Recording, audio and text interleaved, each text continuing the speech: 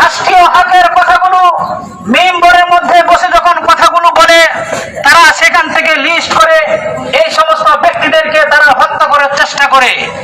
আমরা এই হত্যাগুলো আর দেখতে চাই না।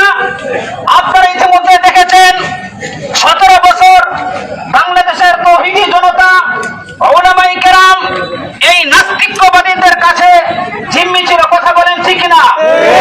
উলামায়ে কেরাম মাহফিলের মধ্যে তারা কোনো সঠিক কথা তারা উচ্চারণ করতে পারে নাই।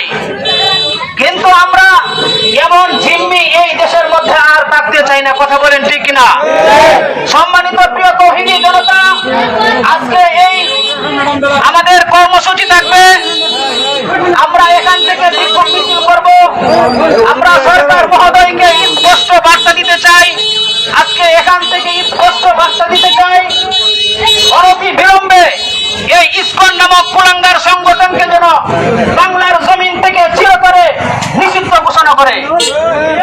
এই পর্যায়ে আমাদের মাঝে সংক্ষিপ্ত আকারে বক্তব্য নিয়ে আসছেন কাপাড়া মসজিদের ইমাম ও খতিব হযরত মাওলানা মুফতি মারুফ বিল্লাহ সাহেব।